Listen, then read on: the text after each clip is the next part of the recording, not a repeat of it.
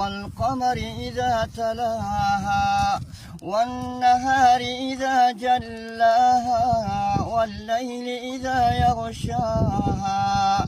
والسماء وما بناها والأرض وما طحاها ونفس وما سواها فألحمها فجورها وتقواها قد أفلح من زكاها وقد خاب من دساها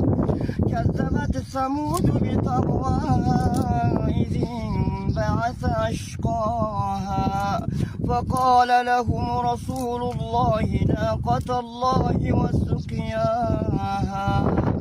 فكذبوه فعقروها فدمدم عليهم ربهم بذنبهم فسواها.